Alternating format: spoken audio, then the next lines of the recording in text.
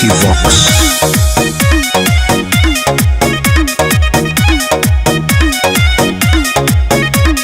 हमारा से नहीं करे बात औकात के, प्यार में नहीं देखल जाए जाते बात के, होश में नहीं तो ऊपरे भेज दो। हमारा से नहीं करे बात औकात के, प्यार में नहीं देखल जाए जाते बात के। रखो ही तोरा जैसा गुंडा के धोखड़ी में,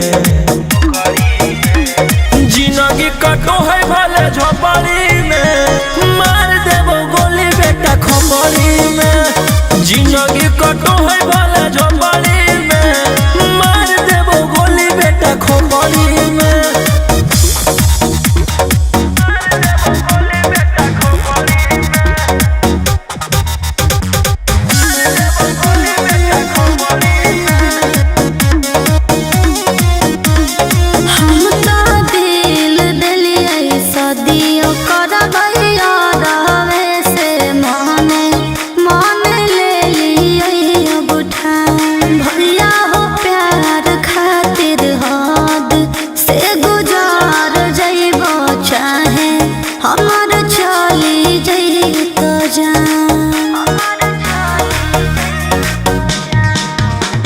दिल्ली बम्बई चाहे ढाका है रे, सारा ही मेरा इलाका है रे।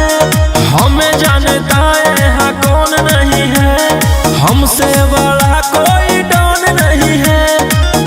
कूट देबो धान जैसो माथा तोर ओखरी में,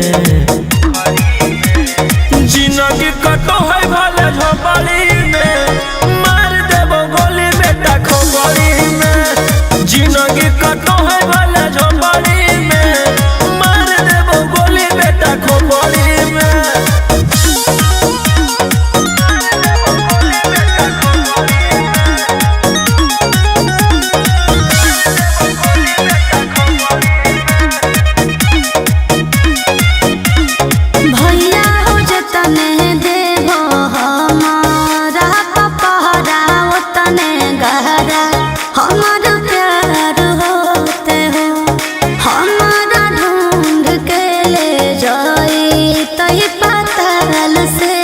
साचा दिलदार होते हो,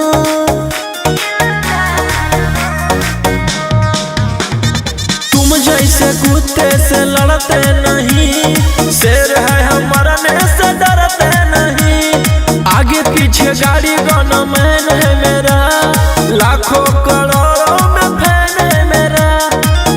अमन रोशन फेंक दे तो काटी के पोखरी में, जिंदगी कटो है भले झोपड़ी